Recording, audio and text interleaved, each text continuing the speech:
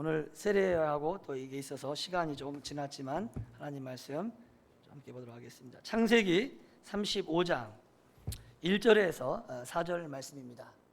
창세기 35장 1절에서 4절 말씀 우리 한 절씩 함께 교독합니다. 자, 1절 말씀 제가 먼저 봉독해 올리겠습니다. 하나님이 야곱에게 말씀하셨다. 어서 베델로 올라가 거기에서 살아라. 내가 너의 형 에서 앞에서 피해 도망칠 때에 너에게 나타난 그 하나님께 제단을 쌓아서 바쳐라.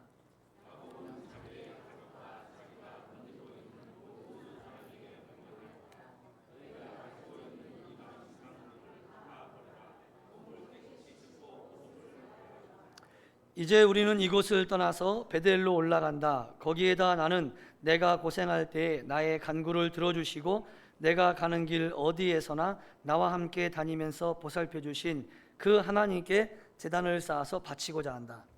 그들은 자기들이 가지고 있는 모든 이방 신상과 귀에 걸고 있는 귀고리를 야곱에게 가져왔다. 야곱은 그것들을 세겜 근처 상수리 나무 밑에 묻었다. 아멘. 여러분, 제가 참 우리 교회를 보면서요, 참 이렇게 막 성장하고 또 뿐만 아니라 성숙하고 강해지고 있다는 생각을 좀 오늘 또 한 번 하게 된 것 같습니다. 왜냐하면은 이제 우리 김민숙 집사님이 사실 몸이 좀 다리가 불편해서 지난주까지 아마 이렇게 지팡이를 이렇게 의지하고 와야 될 상황이었거든요. 근데 한참 젊으시잖아요. 근데 그렇게 하고 교회 오는 것이 굉장한 용기가 없으면 못 옵니다, 여러분들요. 지팡이를 쥐고 온다는 게 마음이 많이 힘들 수가 있거든요. 근데 결단을 했어요. 9월 첫째 주부터는 그렇게 하겠다고. 그리고 진짜 결단한 대로 이렇게 오시더라고요. 근데 아까 오는 거 보니까 오늘은 지팡이를 놓고 그냥 이렇게 슬금슬금 걸어오시더라고요. 그래서 제가 참 대단들 하시다. 애지간하면은 자기 자신 없어도 못 올 텐데. 또 우리 김은희 권사님도 지금 현재 대장암 수술 앞두고 있잖아요. 얼마나 마음이 힘겹겠습니까? 근데 그냥 여전히 자리에 앉아 있는 거예요. 어떻게 언급할지 모르겠지만 그래도 오늘 나와서 찬양을 했으니까 최민경 집사님도 이게 이렇게 얼굴이 갑자기 뭐가 이렇게 발진이 됐는지 뭐 알러지 뭔지 모르게 피부 틀어버린대. 되게 참 이렇게 화장도 못 하고 있는 그런 상황들인데 저는 마스크 쓰고 할 줄 알았어요. 근데 또 그 자리를 지켜내는 걸 보면서 참 정말 대단하다. 이게 하기 힘들 텐데. 또 우리 소담이가 그 자전거 사고로 이가 다 와장창 나갔어요. 2개가요. 앞니가 부러졌어요. 토요일날 저녁에. 근데 주일날 중고등부 예배 와서 앉아 있더라고요. 교사. 청년 찬양 신디하고 있더라고요. 저 굉장히 충격받았어요. 여자애들 그렇게 하기 힘들거든요. 우리 교회 성도님들이 굉장히 이렇게 어떤 예배 영성이 강력해지고 있다라는 것이 그냥 오늘 확 밀려와서 그 감정을 주체하지 못하겠더라고요. 그래서 그런 찬양하면서 그런 기도했어요. 하나님, 저분들 치료해 주시고 만져 주셔야 됩니다. 저렇게 하나님의 은혜가 필요해서 이렇게 정말 모든 사람들 시선 생각하지 않고 와서 하나님께 매달리는데 안 도와주면 누구 도와줄까요, 하나님? 그런 기도가 막 나오더라고요.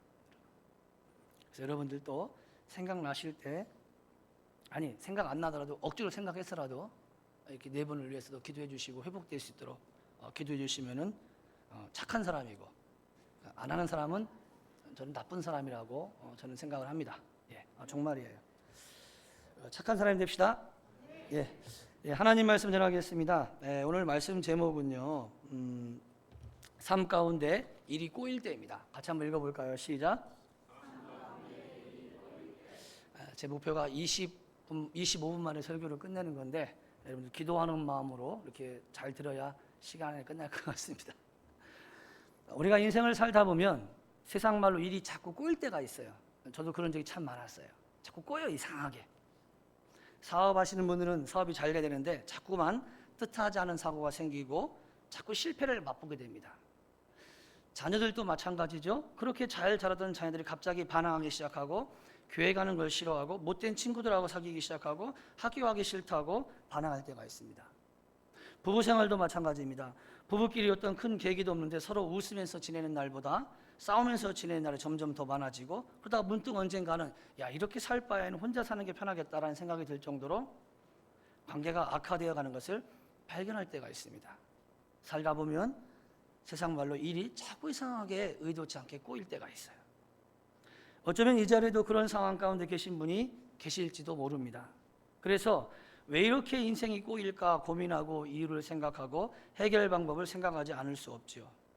만약 여러분들 가운데 특별한 이유도 없이 자꾸만 근래 인생이 꼬이고 그런 상황 가운데 계시다면 오늘 본문에 소개된 야곱처럼 하나님과 힘들고 어려울 때 하나님에게 했던 그 약속을 기억하시고 돌아가는 그런 시간이 되었으면 좋겠습니다. 오늘 읽은 본문에 나오는 야곱의 인생이 꼬이기 시작합니다. 외삼촌의 집인 밧담 아람에서 떠나가지고 세겜에 정착했거든요. 정착하면서 이제는 더 이상 여기저기 떠돌지 않고 유랑하지 않아도 되겠다, 안정된 삶이네, 굉장히 좋아했어요. 또 굉장히 형 에서를 만나는 것을 두려워했는데 막상 만나니까 하나님의 은혜로 화해가 되어서 참 무난했습니다. 그렇게 세겜성에서 야곱 가정이 몇 년을 편안하게 잘 지냈습니다. 그런데 고생 끝에 살만하다 싶을 때 난데없이 자기 딸 디나가 세겜성에 놀러 갔다가 그만 성폭행을 당하게 됩니다. 동생 디나가 성폭행 당한 것을 복수한다고 오빠들이 아버지 야곱에게 말하지도 않고 성폭행을 한 당사자뿐만 아니라 그의 가족과 친족과 심지어 인근 주민까지 다 학살해 버렸습니다. 그리고 그 사람들이 가진 물건마저 약탈해 오는 그러한 야곱의 가정이 되어버린 거예요. 그로 인해서 이런 소문이 세겜성 주변에 있는 또 다른 부족들에게 전달되어지면서 소식이 전해지면서 그들이 합세해가지고 아니 굴러온 돌이 이게 이런 인간이 다 있나 해가지고 주변에 있는 부족들이 세겜성에 행한 것을 보고 야곱 일가를 몰살시키기 위해서 지금 연대하고 있는 상황입니다. 야곱이 굉장히 두려운 상황이에요. 어쩌다가 야곱이 뭘 하지도 않았는데 왜 이렇게 그의 가족의 인생이 꼬이고 어려운 일이 벌어지는 걸까? 왜 이런 일이 벌어지는 걸까요?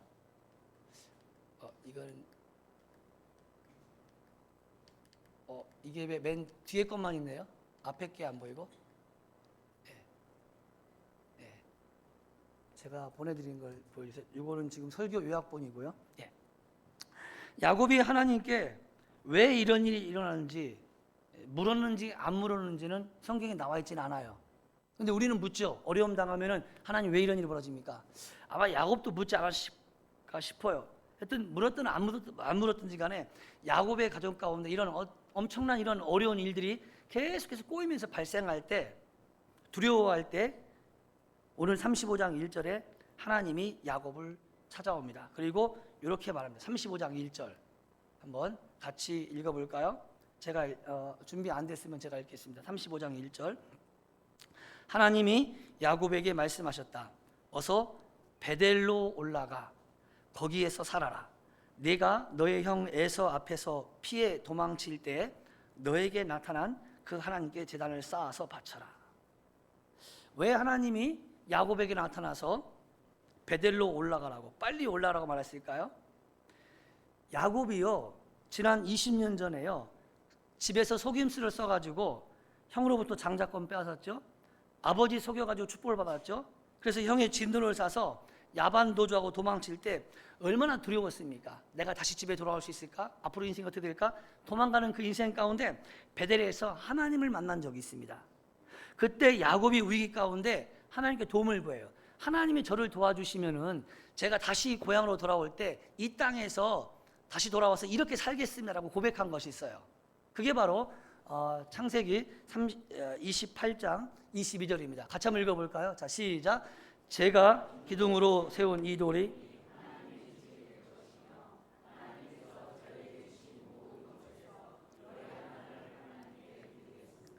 야곱이 정말 힘들 때 하나님 이렇게 해주시면 제가 이렇게 하겠습니다 했던 거예요.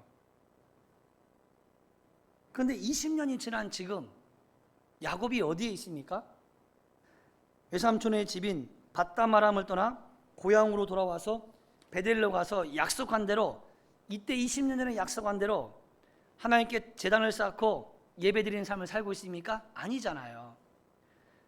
대신에 베델로 가는 중간에 어디 머물렀습니까? 세겜성이에요. 왜? 거기는 화려하고 번화가이고 살기 좋은 곳이기 때문에.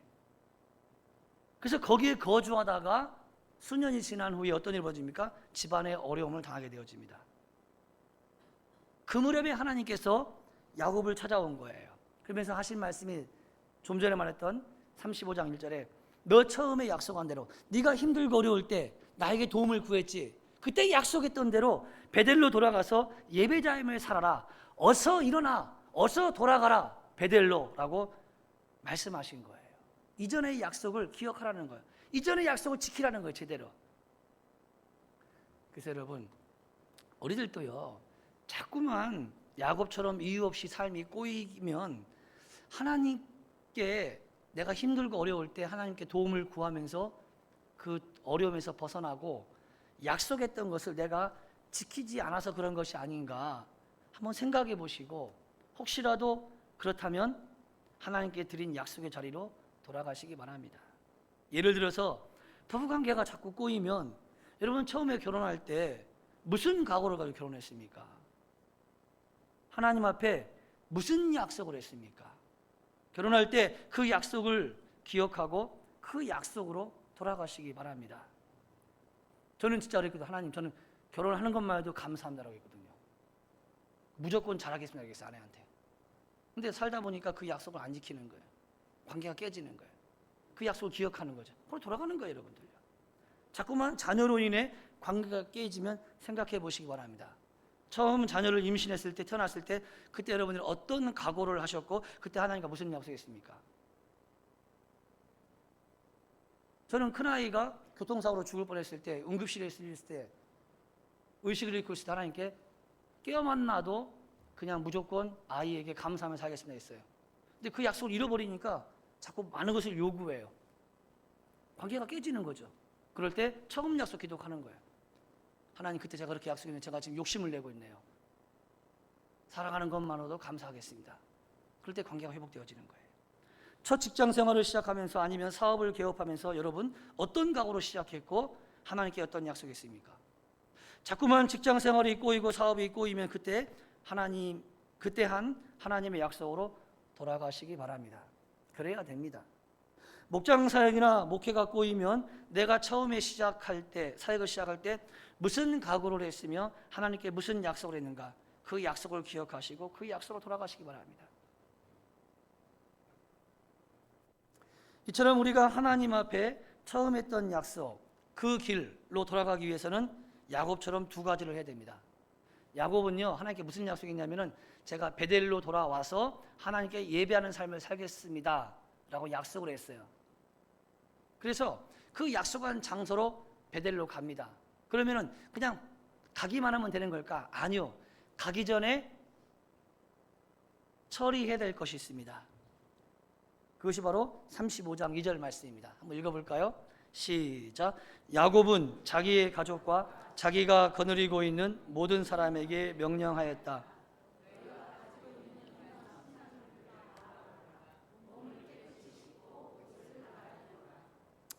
이게 무슨 얘기냐면 이런 겁니다. 지금 야곱의 인생이 왜 이렇게 꼬이냐면은 약속했던 걸 지키지 않아서 그런 거거든요. 그러면은 약속한 걸 지키면 되는 거잖아요. 그런데 약속했던 걸 지킨다는 것은 야곱은 베델로 가면 되는 거예요. 그런데 그 전에 해결하는 것이 있습니다. 자신이 잘못한 걸 하나님께 용서를 구합니다. 이런 것하고 똑같아요.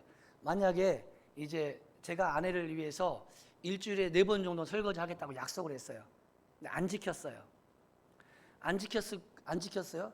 그러다가 관계가 좀 안 좋아지겠죠? 왜 안 지키냐고 그러면서? 그러면 다시 그 약속을 지키려고 할 때 그냥 자, 오늘부터 내가 설거지 하루에 4번씩 약속을 지킬게. 그러면 되는 건가요? 아니죠. 지키지 않는 동안에 마음 상하게 했던 것을 용서를 구해야 될 거 아니에요. 약속을 지키지 않아서 당신의 마음을 아프게 하고 지키지 않아서 속상하게 했던 거 미안해 라고 용서를 구한 다음에 뭘 해야 됩니까? 그 다음에 약속을 지켜야 되는 거잖아요. 그 용서를 구하지 않고 약속을 지키면 약속 지켰으면 됐지 뭘 또 원해 이렇게 말하면 안 되는 거잖아요. 야곱이 그거예요. 하나님한테 했던 약속이 베델에 가서 예배자의 삶을 사는 건데 즉각 가지 않고 그 전에 하나님께 잘못한 거 용서를 구하는 거예요. 그게 바로 35장 2절 말씀입니다. 한 번 더 읽어볼까요? 시작. 야곱은 자기의 가족과 자기가 거느리고 있는 모든 사람에게 명령하였다. 너희가 가지고 있는 이방 신상들을 다 버려라. 몸을 깨끗이 하고 옷을 갈아입어라. 두 가지를 했죠. 이방 신상을 버리게 하고 몸을 씻고 옷을 갈아입게 한 다음에 그 다음에 약속했던 베델로 가서 예배를 드리는 거예요. 그래서 우리도 하나님과 약속했던 것으로 돌아가기 위해서는 첫 번째 할 것이 뭐냐? 우상을 좀 버리는 겁니다. 4절에 보면요, 그들은 자기들이 가지고 있는 모든 이방 신상과 귀에 걸고 있는 갈고리를 야곱에게 가져왔다라고 말합니다. 여러분 이게 좀 이상하잖아요. 야곱의 가정은 어떤 가정입니까? 하나님만 섬기도록 선택받은 가정이에요. 그리스도인들이란 거죠. 그럼에도 불구하고 이렇게 처리해야 될 이방 우상이 많았다는 것은 정말 놀라운 게 아닙니까? 아니 어떻게 야곱의 가정에서 이렇게 많은 우상의 신상들이 이렇게 많이 나오는 거야?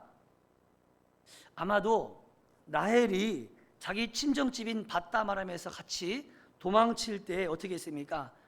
집안에서 섬기고 있는 수호신인 드라빔을 라헬이 몰래 훔쳐가지고 같이 나갔잖아요. 그것처럼 야곱의 가족들과 야곱과 함께 있던 종들이 밧다마람에서 섬기고 있던 그 우상의 신상들을 같이 가지고 나온 거예요. 그러니 일이 꼬일 수밖에 없죠. 왜?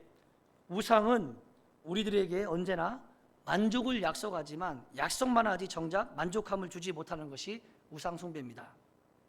그래서 이러한 우상에 대해서 하나님께서는 이사야서 55장 21절 이렇게 2절에서 말합니다. 같이 한번 읽어보겠습니다. 시작. 어찌하여 너희는 양식을 얻지도 못하면서 돈을 지불하며. 그러니까 우상을 숭배하는 것은 돈을 지불하면서 하는데 얻지도 못해요. 수고하는데 또 배부르지도 않아요. 그게 우상을 숭배하는 자의 모습입니다. 얻지 못하는 것에 돈을 지불하고 수고하게 만드는 것. 그래서 우리들도 우리의 삶을 꼬이게 하는 것이 우상 때문이 아닌가 한번 생각해 보셔야 됩니다. 그럼 이제 우상이라고 할 때 현대인들이 어떤 목상 앞에 절하는 원신의 모습을 떠올리는데 지금 우리 가운데 그렇게 물건을 깎아가지고 만든 이런 신을 섬기는 사람이 어디 있겠습니까? 없잖아요. 그러나 내 삶 가운데 하나님보다 더 중요한 존재가 있으면 그게 우상입니다. 우상은 어떤 형상이 아니에요. 여러분의 삶 가운데 하나님보다 더 중요한 존재, 더 중요한 것이 있으면 그게 우상이라는 거예요. 내가 하나님보다 더 의지하는 것이 있으면 그것이 우상입니다. 하나님의 자리를 훔친 것은 모두가 다 우상입니다. 그렇기 때문에 사도 바울이 골로새서 3장 5절에서 요게 우상이라고 말하는 거예요. 한번 볼까요? 읽겠습니다. 시작. 탐욕이 보이는 실체입니까? 어떤 형상이 없잖아요. 근데 우상 숭배래요. 탐욕이 뭡니까? 욕심이 아니라 지나친 욕심을 탐욕이라고 하죠. 지나친 욕심은 형상이 보이질 않습니다. 그런데 지나친 욕심을 자꾸 부리면 우상 숭배래요. 그러니까 우상이라는 것은 어떤 깎아 만든 형상이 아니에요. 하나님의 자리를 차지하는 것이고 하나님보다 더 중요한 존재가 더 중요한 것이 있으면 그것이 우상이 될 수 있다는 것입니다. 그래서 현대인들에게 우상이 뭘까 제가 고민해 봤습니다. 미모, 외모, 권력, 돈, 성취, 성공 이런 것들은 개개인의 삶 가운데 얼마든지 신적인 위치를 차지할 가능성이 있는 우상의 요소들입니다. 얼마든지. 우리가 불상 앞에 엎드리진 않지만 오늘날 많은 젊은 여성들이 외모와 몸매에 과도하게 집착한 나머지 우울증과 각종 섭식 장애에 시달리기도 합니다. 외모와 몸매가 우상이 될 때 나타나는 결과죠. 오늘날 현대인들은 실제로 원신들처럼 신상 앞에 제물을 드리진 않지만 어떤 부모는 돈과 성공을 세상의 최고의 가치, 신처럼 떠받들면서 세속적 성공이라는 그 신에게 제물을 바치듯 자녀를 희생시키면서 살아가기도 합니다. 자녀가 제물인 거예요. 또 성인들은 직장에서 높은 자리를 차지하고 더 많은 돈과 명예를 얻고자 자신의 가정과 공동체를 제물로 바치고 희생을 시키며 살아갑니다. 그 결과 어느 날 자녀와 배우자의 관계가 멀어지고 상처를 받고 외로움 가운데 살아가는 사람들이 많지요. 결국 성공이라는 신에게 자신의 손에 닿는 인생의 모든 것을 제물로 바쳤지만 결국 성공도 하지 못하고 가족도 잃어버리고 살아가게 됩니다. 이게 바로 얻지도 못하는 것에 돈을 지불하게 하고 수고하게 만드는 우상을 숭배할 때 나타나는 결과물들이죠. 그런 의미에서 현대인들에게 돈이 강력한 우상이 될 수 있습니다. 돈이 있어야 마음이 놓이고 그러다 보니 돈을 의지합니다. 여러분 한번 따라할까요? 돈은 필요의 대상이지 의지의 대상이 아니다.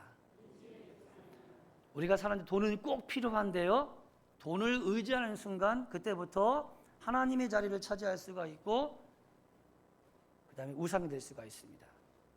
우상이라는 건 뭐냐면요, 돈이 우상이라는 것은 돈 때문에 내가 꼼짝을 못해요. 돈 때문에 어떤 결정을 할 때 돈의 영향을 계속 받아요.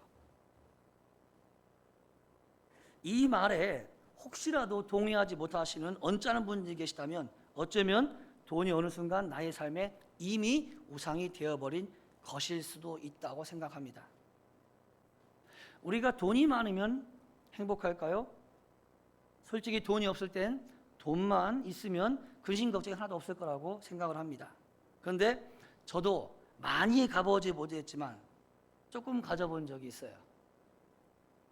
우리 그 셋째 녀석이 이제 예훈이가 어릴 때가 이제 제가 에스콰이어에서 담임 목사 할 때예요. 그 회사에서 사례비가 나올 때. 그때 한 번씩 하는 말로 이렇게 사진 보면서 애들이 야, 형은 또 예훈이는 장난감이 엄청 많았네. 그 뭐 이렇게 뭐 붙이는 거 이런 거 있잖아요. 그랬더니 예훈이가 저한테 그러더라고요. 아, 그때 아빠 리즈 시절이야. 아, 나 그 말 듣고 이게 확 깨더라고요. 그런 걸 또 리즈 시절이라고 그러더라고요. 그때 조금 가져본 것 같아요, 제가. 돈이 있으면, 근데 여러분 그 다음에 뭐가 쫓아오냐면요, 둘 중에 하나예요. 근심이 쫓아오든지 교만이 쫓아옵니다. 근데 저는 교만이 쫓아왔어요. 돈이 조금 있어지니까 솔직히요, 어깨에 힘이 들어가더라고요. 돈이 있으니까 그때가 5만 원권 나올 때거든요. 시골에 내려갔는데 이제 부모님 명절에 가면은 용돈 드리잖아요.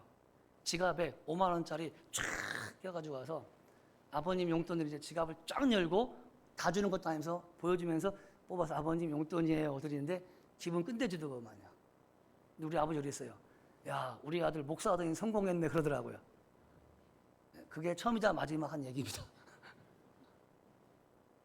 그때 기분이 끝내줬어요. 아, 이게 교만이구나. 지나고 난 다음에 알았어요. 돈이 많아지면 근심이 오든지 교만해집니다. 교만해지면은 결국은 끝은 망합니다. 저처럼. 망해요. 망합니다, 진짜. 하나님 말씀은 진리예요. 교만은 패만의 선봉이 맞아요. 여러분. 그래서 돈만 있으면 좀 마음이 편할 것 같고 문제가 없을 것 같은데 마음이 편하지도 않거니와 또 다른 문제가 끊이질 않습니다. 그래서 돈이 채워지면은 보통은 관계가 많이 깨지죠. 부부 관계나 부모와 자식 간의 관계, 사람 간의 관계가 깨지죠. 결국 문제가 달라지는 거예요. 이게 바로 얻지도 못하는 돈에 돈을 지불하게 하고 수고하게 만드는 우상의 특징입니다. 그런데 그러므로 근래에 일이 자꾸 꼬이는 분 계시면 나의 삶에 하나님보다 더 중요한 것이나 존재가 생긴 것이 아닌가. 내가 하나님을 의지하지 않고 내가 다른 것을 의지했기 때문에 이렇게 된 것이 아닐까. 기도하시면서 꼭 생각해 보시고, 그런 것이 있으면 야곱처럼 하나님 앞에서 정리하시고, 하나님, 내가 우상을 섬기다가 이렇게 되었습니다. 근데 이제는 내가 우상을 의지하지 않고 정말 하나님만 의지하겠습니다. 결단하시고 하나님에게 한 약속을 다시 지키시면 될 줄 믿습니다. 그러면 되는 거예요. 여러분, 우리는 얼마든지 넘어질 수 있어요. 저도 수없이 넘어지잖아요. 넘어지는 것도 중요하지만 일어서는 게 중요하더라고요.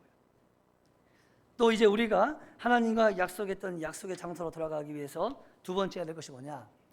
야곱이 한 것은 몸을 깨끗이 씻고 옷을 갈아입는 것입니다. 우리 35장 2절 한 번 더 읽겠습니다. 시작. 야곱은 자기의 가족과 자기가 거느리고 있는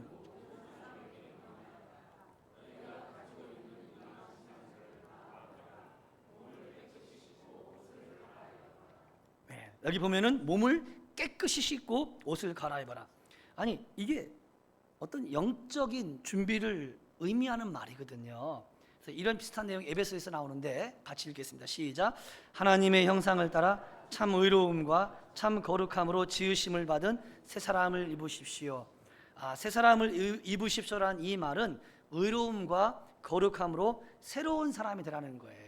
그러니까 하나님께 내가 어려운 시절에 하나님께 약속했는데 그 약속 잊어버리고 살다가 인생에 꼬였어요. 그러면 그 약속을 지키기 위해서 그동안에 하나님 앞에 하나님의 형상을 잃어버리고 죄된 모습으로 살았던 그 모습들을 어떻게 하는 거예요? 새로운 사람으로 의로움과 거룩함으로 회복하라는 거예요. 그리고 약속을 지키라는 거예요.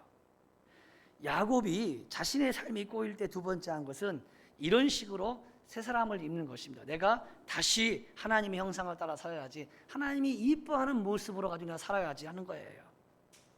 그래서 우리들도요, 그동안 살아오면서 내 삶 가운데 이런 거 있죠? 한번 따라할까요? 이래서는 안 되지, 그런 거 있잖아요. 이래서는 안 되지 하는 죄된 요소들, 이래서는 안 되는데 하는 죄된 요소들, 그러나 여러 가지 이유를 계속 붙여서 정당화시켰던 그 죄의 요소들, 이것이 내 삶을 지금 이렇게 꼬이게 만들고 있지 않은가 꼭 한번 기도하며 생각해 보십시오.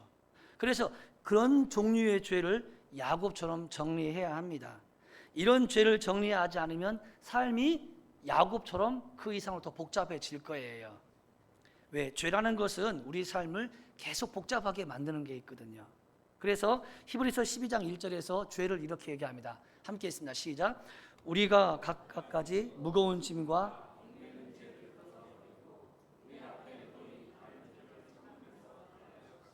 여러분, 죄가 뭐냐? 왜 우리가 죄 문제를 해결해야 되냐면은 죄는 무거운 짐이고요, 얽매이는 것입니다.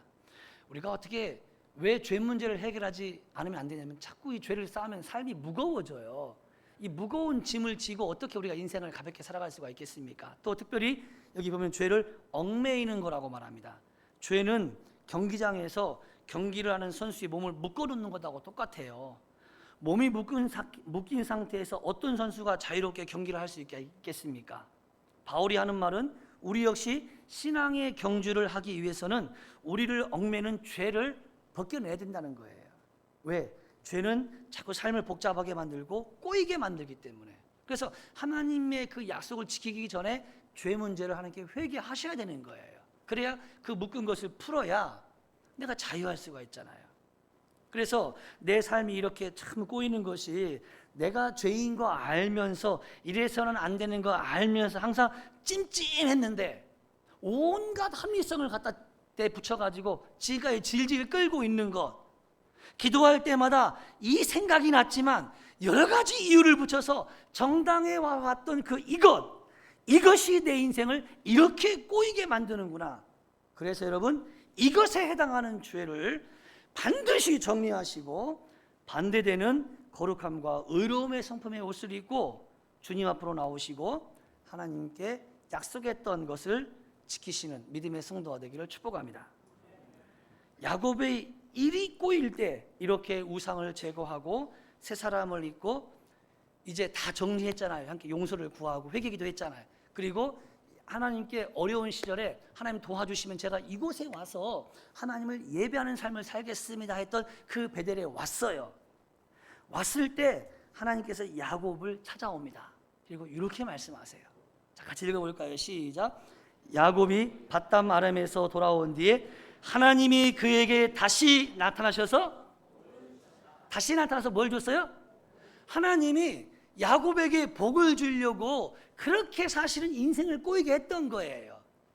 하나님이 야곱에게 복을 주시려고 약속했던 것을 지키게 하신 거예요. 근데 우리는 자꾸 우상에 속고 죄에 속고 사단에 속아서 중간 세겜성에 머무는 거예요.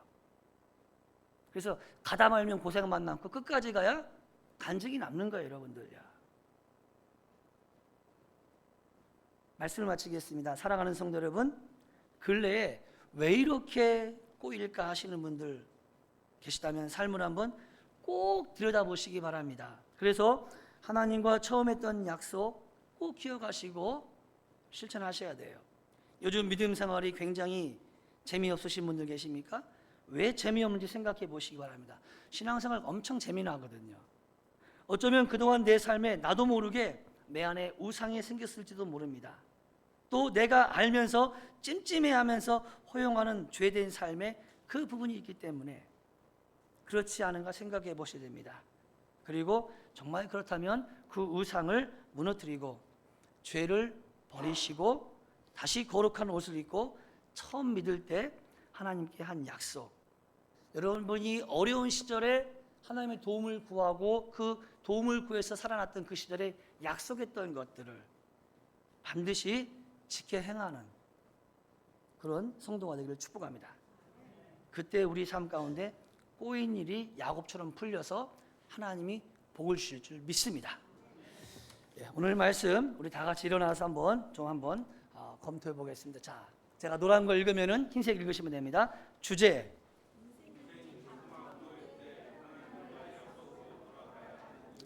자, 핵심 내용,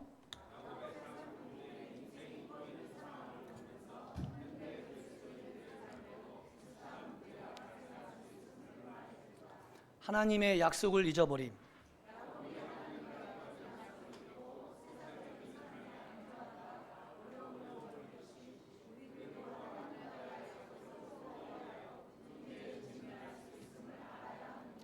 우상 숭배,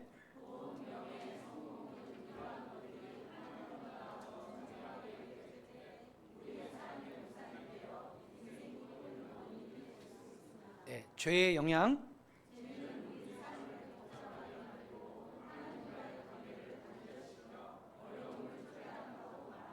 자, 해결책 첫 번째, 하나님과의 약속 회복.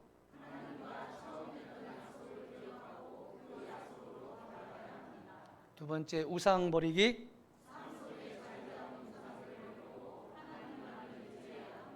마지막, 새로운 삶으로 변화. 아마 우리가 이렇게 결단하시고 또 찬양하고 한 주간 살아내는 성도가 되기를 축복합니다. 함께 찬양하시겠습니다.